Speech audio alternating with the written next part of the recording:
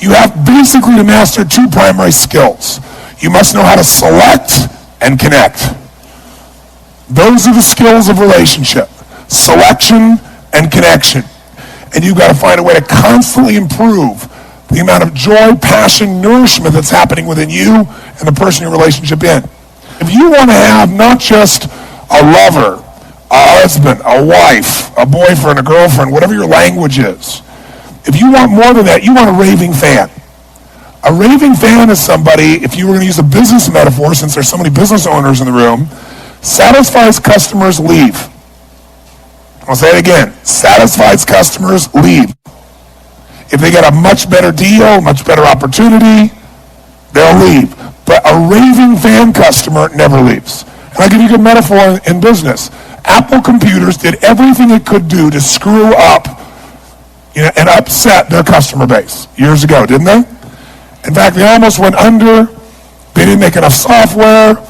And a lot of companies and people that were Apple lovers. Now, people who use Microsoft, those individuals, how do you feel? Who uses Microsoft products and services? Great. And give me an emotional sound for how you feel about that company. Who here uses Apple products and services? And I didn't even have to ask them to make a sound. Did you notice that? Make the sound Apple products. How do you feel about Apple as a company? Now, it's only, 10% of the room, but almost everybody booed for Microsoft, which has the dominant marketplace, and they cheer for Apple. And the difference is, people who use Apple are raving fans. Your goal in a relationship, above all else, is you want to make sure that you make this person who's in your life your raving fan. And there's only one way to do that. Worship them, not just love them. You got to worship them. If you want to have something that's extraordinary, because that person who is worshipped is not going to leave in a million years. And what makes them know they're worshipped is the following. You got to know, what do you really want? Because everyone is different. We all want love. We want the same needs. But we got to know what we want.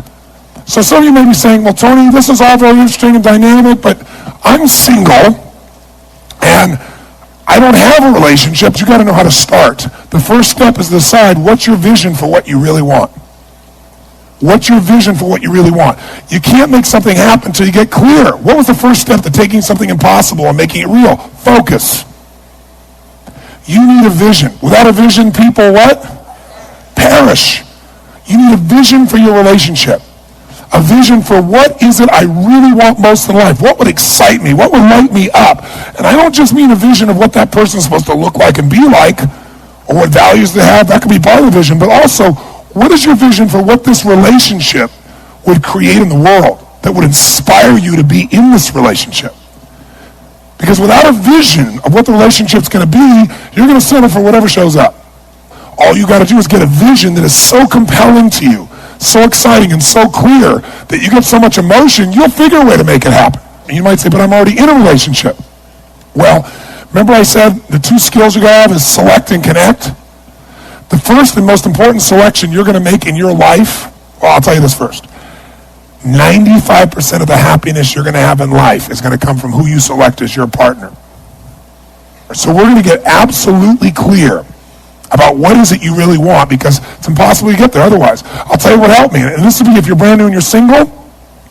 The best way to do this is you sit down and you write down every single thing on earth you could ever want in the ultimate partner in life, your ultimate mate, your ultimate lover. Mental, emotional, physical, spiritual, the way you guys would pitch and catch, what you would do together, how you'd share. But every detail, a level of specificity that normally you would think is insane. And then you got to make a second list, I learned. And I did this years ago. I made this list, and I read it. It was pretty cool. And then I got in a relationship, and in that relationship, I kind of let it grow because of what most people get in relationship with. I didn't select consciously. What makes a relationship work is things in common. Similar values, right? Similar dreams or goals or loves or desires. What makes a relationship work is having things in common, because what that gives you is the emotion of certainty that allows you to open up and connect. People like people who are like whom? Themselves. So you like this person, And you have certainty about this person. You have connection with this person because you have a connection through interests or values.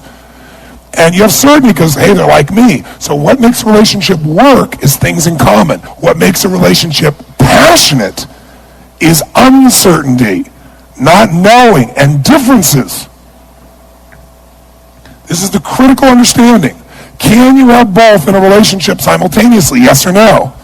Yes, but most people pursue one aspect of their needs, like in the beginning they want the variety and the uncertainty and the excitement that comes with that. And this person's so different than me, and so it excites me because I'm quiet and they're loud and intense and playful. And then they get around and they go, I want this forever, and they try to get a hold of this person and very often try to control them. And then what they want to do is get this place of connection, but also control, certainty. And they try to make their spouse, their boyfriend, their girlfriend, their husband, their wife like them. All their being loud before was exciting. Now it's loud.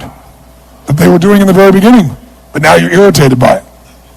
And if you reinforce somebody or you punish them for being a certain way and try to make them like you will have a great friend and no passion. And they'll never go back to the way they were because they don't want to lose love, or they've been rejected so much, they don't want to be in that place. They start to protect themselves. There's a way to have both. It's learning how to honor those differences and enjoy those differences. Now, some of those you already honor and enjoy, but if you're going to honor and enjoy them in some areas are inconvenient. You don't like them. But you got to learn to love what you didn't like. So, but are there some things that are so different than you that they would destroy a relationship? Yes, like you have certain values that are the core of who you are, and if somebody has the opposite, it'd be pretty hard for you to really sustain a quality relationship. So the place to start, you make your list of everything you want. Then you make your list of everything, and the second list is really critical. Everything that you must not have in a relationship. Not should not. There's lots of things you prefer not to have, but must not have. By the way, you can get everything you want in a relationship and get 2 or 3 things you must never have, and it'll destroy it. And I'm going to show you that process. Because even if you're not in a relationship, how many would like to have a way to evaluate whether or not this is the right relationship or not for me? And it saved my life to have the ability to do that. But I'll tell you the first thing I did, I thought everything in my life that I've ever created, I went back and did what I asked you to do. What did I create that was impossible? How did I do that? I began to think about it. I always started by focusing on what I wanted, not where I was. Isn't that true?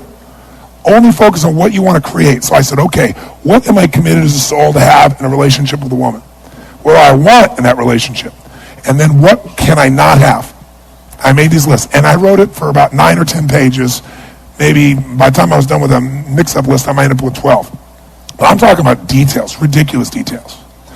And then, interestingly, as I read that, I knew what I had to do because I could look at that list, and I did one more thing. I wrote what I must have in a relationship, mental, emotional, physical, spiritual, everything. What I must not have in a relationship with a woman. And then my third one was, what kind of man would I have to be to attract that quality of woman? Instead of saying, how come I don't have this person? Because if you focus on the outside, it'll always be screwed up because you'll always blame somebody else. So I went, okay, clarity first. What do I need? What am I committed to? What do I want? And clarity, what must I be for that type of person to be in my life? How many follow these steps?